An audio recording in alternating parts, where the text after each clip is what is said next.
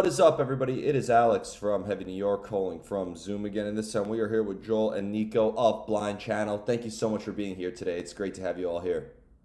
Thanks for having us. Yeah, it's great to have you guys here. Thanks for more great music during the pandemic times because I know that your last album, Violent Pop, came out like a week before we went into lockdown, and then just now you gave us the brand new album, Lifestyles of the Sick and Dangerous. Just out of curiosity, being that, the world has been rather strange the last 2 years, did the idea of this album just come out from the pandemic and kind of come out while we couldn't do any tours or anything like that? Or was this always kind of like the intention of Blind Channel to move into this direction? Well, partly it has something to do with like pandemic because the first song we wrote out of frustration of because of the pandemic was Dark Side, and Dark Side was missing one line. There was one line, and that's when we came out with the Lifestyles of the Sick and Dangerous. And when we made up that line, we just thought that maybe we should name the next album The Lifestyles of the Sick and Dangerous. So yeah, kinda it has to do with the pandemic. Hmm. Was it always maybe the intention, like, was it always like maybe inevitable that Blind Channel would be writing the songs with this meaning of this sort of sound as well? Was this like a preconceived idea to make the fourth Blind Channel album sounding like this, or did it kind of just happen naturally like that?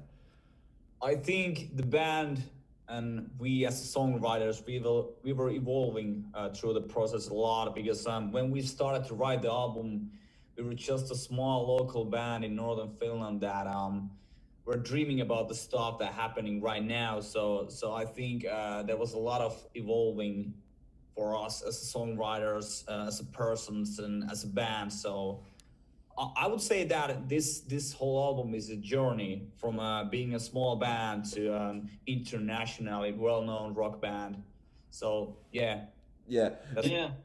Yeah, because when you listen to like Revolutions and Blood Brothers and Violent Pop, you just see kind of like a natural sound sort of develop in a way. Is there a lot of experimentation that's involved in the songwriting process? Because I almost feel like when I listen to Blind Channel, especially this latest album, it really does sound like a rock and roll, heavy metal, mad scientist experiment, in my point of view. Yeah, like there's definitely like a lot going on because we like to surprise audiences, we like to surprise our listeners, and we like to surprise ourselves as well. So we like to do crazy stuff, uh, especially in songwriting. And of course, like there was a lot of changes happened. Like we got a new member. Alex joined the band 2 years ago, and the first song we wrote together was Dark Side, and we produced it ourselves. And then when Dark Side became a huge hit, then we kind of like thought that maybe we should do the album exactly the same way. So all the songwriting was by us as a band, and we also produced the album by ourselves. And of course, when we have a like fresh pair of ears in the studio, we got a bit experimental. But that's just what we do. Like we want to make hit songs, but we don't want it to be obvious. We want to surprise people. Yeah, and when because you mentioned that this album is sort of like a journey in itself in a way, and when you listen to this album, could a listener like, do you recommend that maybe before a listener listens to Lifestyles of the Sick and Dangerous, they should listen to Revolutions and Blood Brothers and Violet Pop to kind of maybe gain like a perspective or a narrative of where Blind Channel has come from in a way? I don't think you have to do that. I mean, it's always good if you know where the band comes from, like what is the journey be, and how did the band sound like 6 years ago. So I think it's a good thing. But for this album, I think this is the perfect combination of all the elements that we've had in our music in the past and right now. So I would say that you can just jump in the Blind Channel and the violent pop world on this album, so you don't have to kind of listen to the old albums. But for sure, we wish that everyone goes to Spotify or iTunes and pick up the old albums and give them a listen. But we don't like yeah, we recommend that, but it's not necessary. Yeah, of course. Like if you're interested, then you should check it out. But like we see the first three albums, they were kind of a trilogy, if you know what I mean. And by the third album, we called it Violent Pop because we felt like we completed our own sound. We know what we want to do, like songwriting wise. And then we just kept going. Like now, I think I see Lifestyles of the Sick and Dangerous as a part of the next chapter, the next trilogy, or whatever it's gonna be. So yeah, I think people can get Blind Channel even if they only listen to the newest album.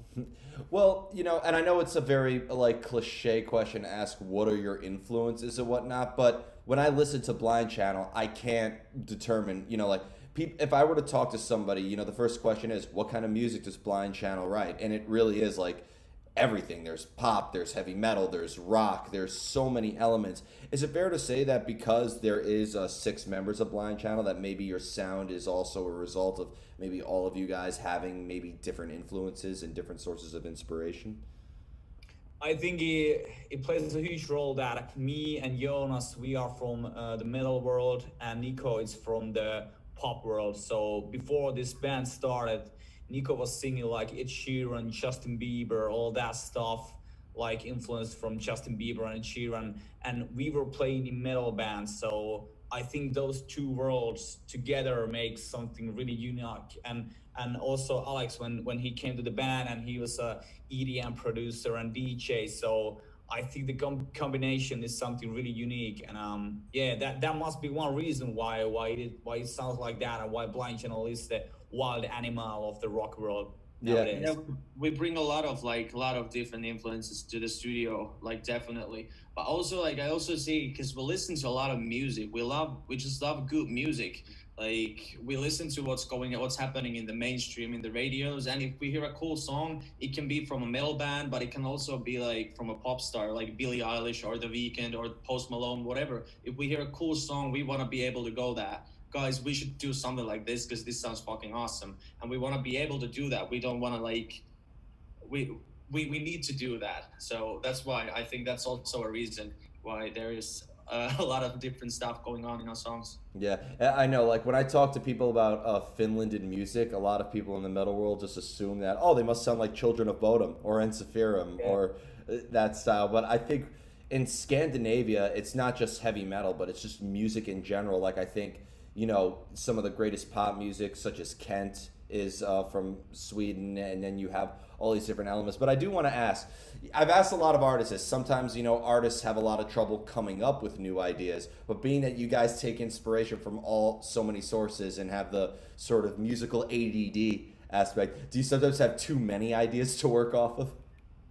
Yeah, many times. I think in the studio, when there's like 5 or 6 guys in the studio, it's really a fucking mayhem going on, and there's a lot of ideas. It can be stressing at some point, but we found a way that we can pick the good ideas, and sometimes we just have to deny that this idea you have, it sucks. So it's kind of like we're kind of voting for the idea, like the guys together, that if there's enough people behind your idea, it will work out maybe. But I don't know, maybe. Yeah, and also like I see that like even we have lots of different kind of ideas. I think we all agree on like what Blind Channel should sound like. Like we share this vision of that, so we can, the easiest argument is to say like this just doesn't sound like Blind Channel, or this sounds exactly like Blind Channel. That we don't want to be the kind of band that just does everything that you don't. The music needs to be recognizable. We want to, when people hear our new song,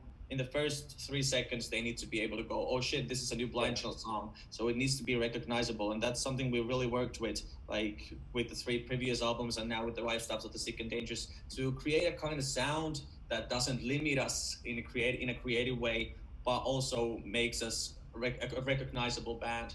Yeah, I mean, you're kind of damned if you do and damned if you don't in that regard. If you have like a sound that defines you, some people could argue, oh, you're repetitive, everything sounds the same. But if you bring in all these different styles, people would say, oh, they're directionless, or, you know, nothing sounds the same. So I think really you do have to kind of go through your gut instinct and just kind of say fuck it as you write the music. Yeah, it's a subtle game, definitely, yeah. In addition, though, with this new album, not only did I hear many different sounds, but I heard many different emotions. When you compare a track like Opinions to Don't Fix Me to We Are No Saints to ending with Thank You for the Pain, is it fair to say that through the course of the 2 years of the making of this album, that there were a lot of different emotions felt given the state of the world? I mean, we made a huge fucking breakthrough last year with Dark Side and everything that happened around that song. So it's fair to say that it's been a fucking roller coaster for all of us. Like, our lives has changed so much. we're all suddenly big rock stars in Finland. Like you can't go into a fucking bar that there's people recognizing you everywhere. And also we sell 10,000 of tickets in Europe. We had a tour in America. We play the biggest metal festivals in the world. So yeah, it's crazy and gives you a lot of emotions to kind of go through in your head. And it was so easy to put those emotions in the lyrics and into the song. So yeah, I would have to say that, yeah, there's a lot of emotions and a lot of experiences in our lives. Do you guys need to hear the music before you come up with the lyrics, or is there ever a time where maybe a lyrical idea or a lyrical concept can maybe help influence the sound of the song? Like usually we have some kind of concept ready, or a song title, or just one line, or whatever. Like usually we have some like idea when we start making the song, and of course the music starts coming. I usually like just start writing a lot of lyrics to my phone, and I already have like many albums where the lyrics on my phone right now for the next albums. And then when the music starts happening, then it's just kind of like, okay, I have some lines. So it starts from different places, but usually we have at least a concept that we want to make this kind of song with this kind of title or lyrics, or this kind of chorus or whatever. Yeah, usually the lyrics born at the same time with the music, or then there are some ideas already ready for the songwriting session. Do you want is the music meant to be open to interpretation, or do you try to maybe get the listener involved in the meaning of the song as much as the music itself? Like we don't want to be too obvious. We don't want to be too obvious with the lyrics, but mostly we write from personal perspective, and which was crazy to notice. I think we noticed it at some point during the third album, the Violent Pop album, that the more personal we get, the more people felt like, oh my god, this song is about me and this is about my life, because everybody's going through the same shit. So so it's kind of like of course every person they find their own lives in the songs. That's usually what makes a hit song, that people like can connect with it. But mostly it's just our experiences, and sometimes we're pretty straightforward with the things we want to say. And I think you get the best of both worlds in that regards. Like I think sometimes being straightforward. Some people like say, I've heard somebody criticize like song lyrics before, being like, it's not metaphorical enough. It's not deep. It's just so obvious. I'm like, you're writing a song about an obvious aspect of humanity that relates to people. That's deeper than any metaphor you can give. Exactly. Yeah. Exactly. Yeah. Being that Blind Channel consists of two vocalists, and you guys both bring vocal contributions, do both of you though kind of need to be in the same headspace, whether it would be writing the lyrics or tracking the vocals or even performing live, in order to kind of like make both of your voices sound like they belong in the same song together and make sure that it sounds rather consistent? We don't want to be the classical rapper and the singer thing anymore. We want to mix the voices. I think my voice is more raspy and dirty, and Nico is doing more stuff that it's more clean, more pure, more in your face. But we want to kind of like mix that. If there's a part in the song that brings you emotion that needs to be super aggressive, then it's easy to say that Nico is doing the screaming part, or we want to have some really soft melody singing. Maybe I can do it lower, or we can build a harmony for two vocals. And I always loved bands with two vocalists, like the classical Swedish ABBA that was around like 70s or 80s. So they have like two vocalists, and it was super good to hear that. Like there's like two voices going the harmonies, and same thing with Icona Pop or even Linkin Park. I just love that there's like two or more vocalists in the band. It can really bring you a lot of new like perspective and horizon to musical wise. And yeah, I've always loved it. Yeah. Yeah, I'm not sure about like being in the same headspace. We're very different kind of people, me and Joel, but also like because we agree on things, like we like the same songs, we like the similar songs, and we too, and the rest of the guys as well. Like we know what we want Blind Channel to be. So there's usually not a problem with like singing about similar stuff, and we've been together as a band for almost 10 years now. So we've been through the same shit, so we know what we're writing about. Yeah, because I've always wondered, like one of my personal favorite bands is Lacuna Coil, and they have two singers as well. And I've always wondered, because I really do enjoy the lyrics, especially with this new album. I feel like it is very relatable. But, even though you guys have been in the band together and you all have experienced similar things, we are also our own persons and we also have our own trials and tribulations. So I was always wondering, like, if you wanted to write a song about like a personal subject matter or, something that only you've experienced, is it maybe harder for maybe the other vocalists to sort of like relate to that and write lyrics accommodating to that? I don't see it that way.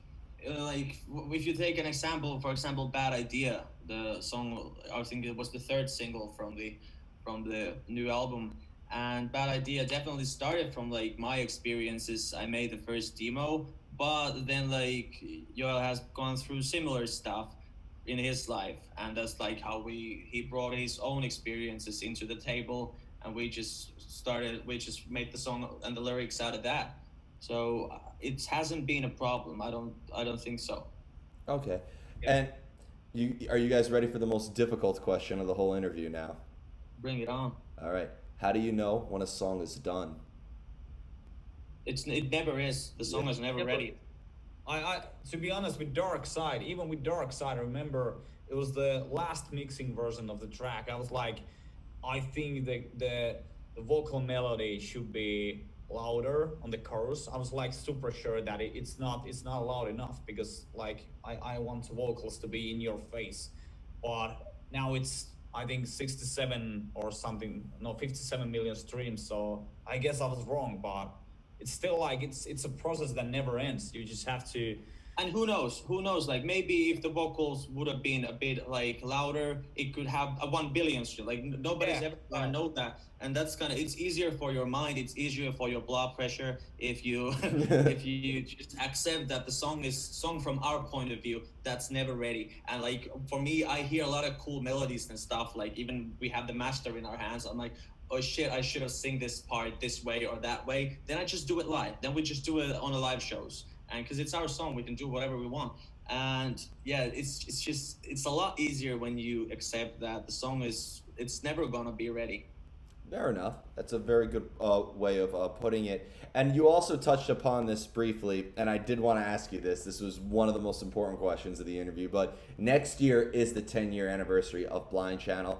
And I remember first hearing of you guys, back in 2013, when you guys first started coming up.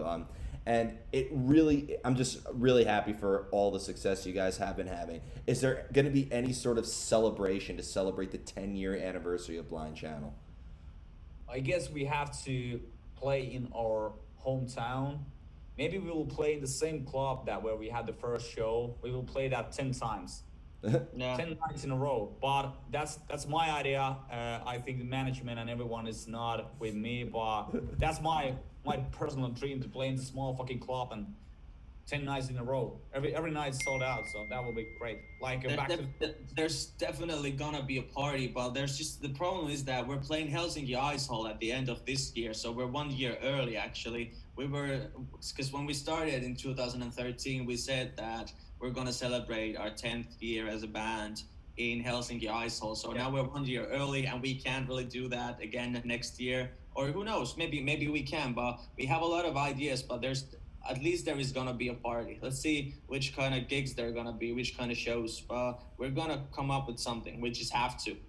Are you gonna maybe, like, for the set list, dive into some deep cuts and play some songs that maybe you haven't played in a while or never played off of Revolutions or Blood Brothers or?